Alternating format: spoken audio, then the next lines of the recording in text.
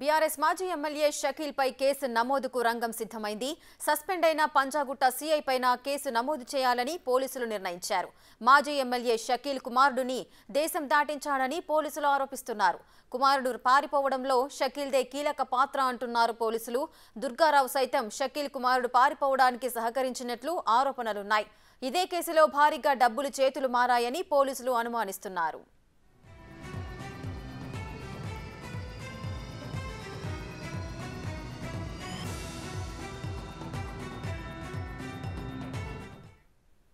ఇదే అంశంపై మరింత సమాచారం మా ప్రతినిధి రానా అందిస్తారు.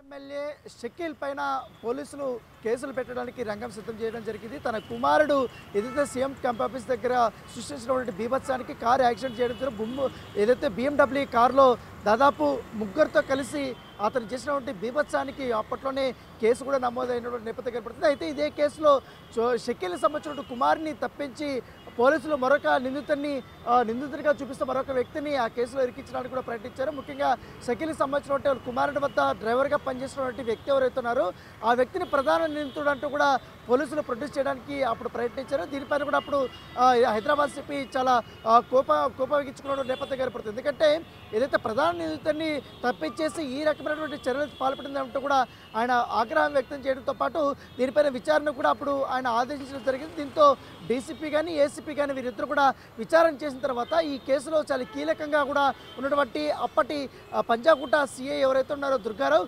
దుర్గారావు షకీల్ కొడుకుని దుబాయ్కి పంపించడంలో కానీ అలాగే ఈ కేసు నుండి తప్పించడానికి చాలా ప్రయత్నించినట్టు కూడా అతనిపైన అభియోగాలు వచ్చాయి. అవన్నీ కూడా విచారణ చేసిన తర్వాత అవి నిజమని తెలియడంతో అతన్ని సస్పెండ్ చేసినట్టు నేపథ్యం ఏర్పడుతుంది. కానీ అదే రోజు ఒక హైడ్రామా అనేది నడిచింది.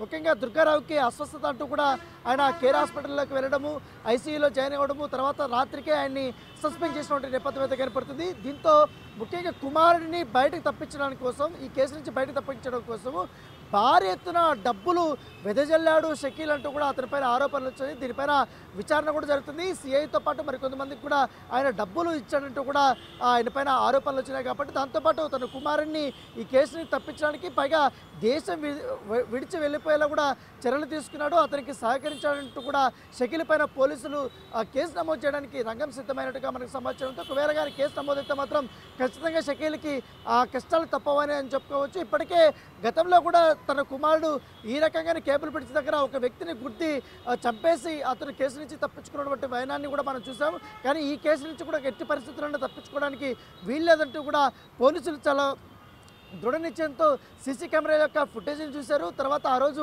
అసలు ఏం జరిగిన దానిపై కూడా పూర్తి స్థాయిలో కూడా ఎంక్వైరీ చేసి ఇప్పటికే ఒక నివేదికను తయారు చేసిన తర్వాత చోటా షకీల్ దుర్గారావు పొజిషన్ అనేది కూడా చాలా కీలకంగా మారింది. వీరిద్దరే అతన్ని తప్పించడానికి కీలకంగా వ్యవహరించారంటూ కూడా వారిపైన అభియోగాలు నమోదైన నేపథ్యంలో ఇవాళ వారిద్దరిపైన కూడా కేసు అయితే నమోదు చేయబోతున్నట్టుగా మనకు సమాచారం అందుతుంది.